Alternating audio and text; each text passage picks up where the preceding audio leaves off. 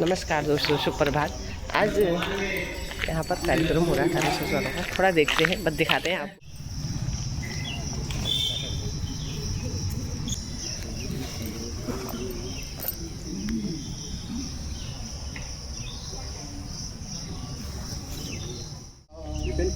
हिंदू जगेगा, विश्व जगेगा, मानव का विश्वास बढ़ेगा।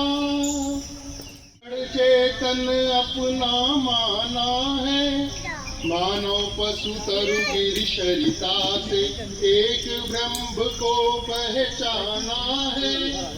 जो चाहे जिस पथ से आए, जो चाहे जिस पथ से आए, साधक जगेगा, विश्व जगेगा।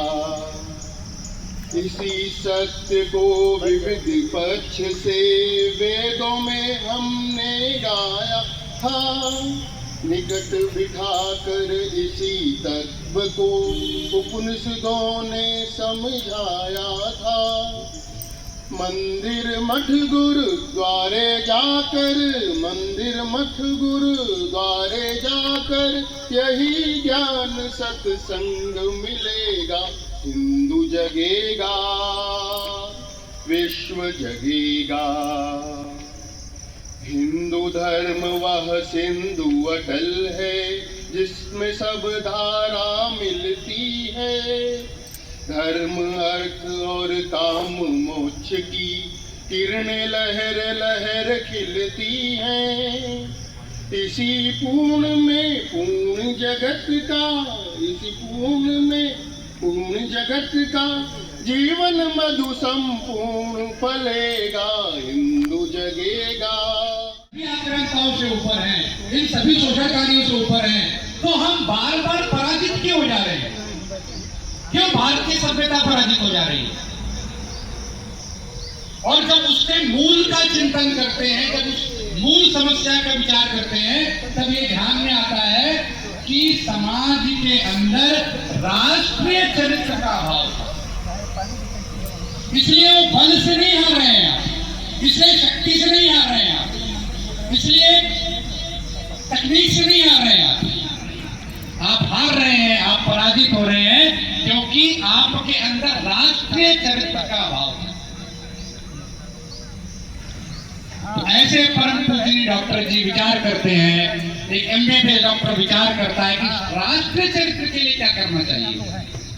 और यदि भारत स्वाधीन भी हो गया तो क्या गारंटी है कि उसके बाद फिर पराजित नहीं होगा,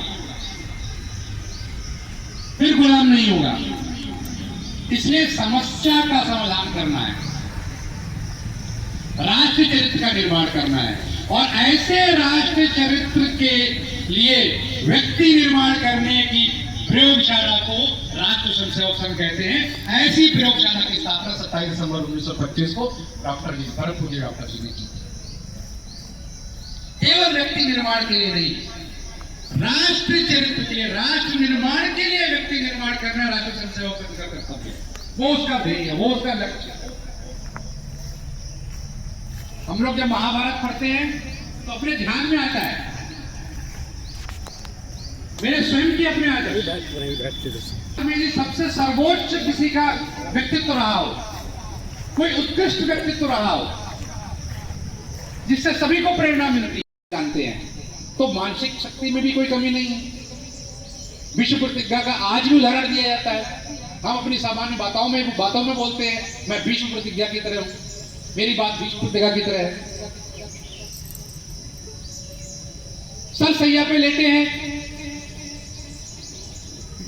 और भगवान श्री कृष्ण स्वयं धर्मराज युधिष्ठिर को कहते हैं कि सर सैया पे लेटे हैं, कभी भी जा सकते हैं, आप उनसे धर्म का ज्ञान लीजिए। और शांति पर्व में भीष्म पिता के द्वारा जो भीष्म गीता का है, उतना अद्भुत आख्यान आज भी आपको पढ़ने को नहीं मिलेगा। तो बौद्धिक शक्ति में भी कमी नहीं है। स्वयं भगवान जिससे धर्मराज से कह रहे हैं कि आप जाकर उनसे धर्म का ज्ञान लीजिए, ऐसे भीष्म पितामह की बौद्धिक शक्ति थी। शारीरिक शक्ति में कमी नहीं है, मानसिक शक्ति में कमी नहीं है, बौद्धिक शक्ति में कमी नहीं है।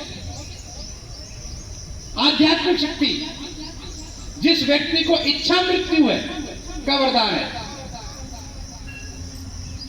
उसकी आध्यात्मिक शक्ति आप स्वयं कल्पना करिए, अद्भुत है। अपनी मृत्यु स्वयं तय कर सकते हैं, अपनी इच्छा मृत्यु। तो शारीरिक, मानसिक, बौद्धिक, आध्यात्मिक, भावनात्मक किसी प्रकार की शक्ति में जब उनको आप देखते हैं तो वो कम नहीं दिखते हैं, उत्कृष्ट हैं, सर्वोच्च हैं। पर राष्ट्रीय चरित्र का अभाव था, तो ऐसे भीष्म पितामह जो प्रत्येक मानक में सबसे ऊपर थे, वो उल्टी धारा में बह रहे थे, विपक्ष में जाकर खड़े थे। ऐसे राष्ट्र चरित्र, स्वयं का व्यक्तित्व बहुत उत्कृष्ट है, अपना व्यक्तित्व अच्छा है, पर राष्ट्रीय चरित्र नहीं है, राष्ट्र निर्माण के लिए नहीं खड़े हैं, तो भी ऐसे व्यक्ति निर्माण करने का कोई लाभ नहीं है। ऐसा हम भीष्म पितामह जी से सीखते हैं।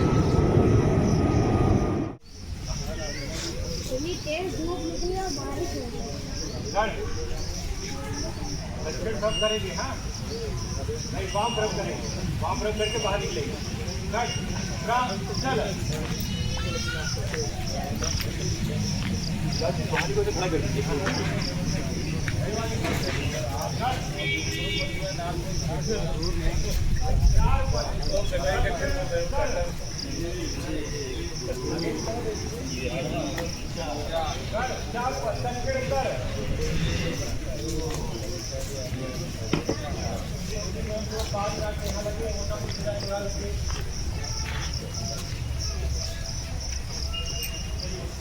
भला हो जिसमें देश का काम सब किए चलो।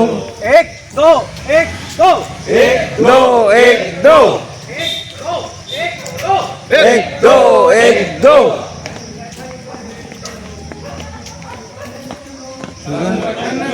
चलो बंद कर बड़े चलो।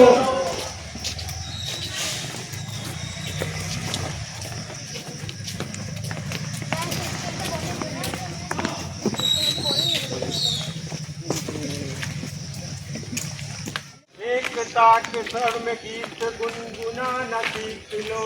एकता के स्वर में गीत गुन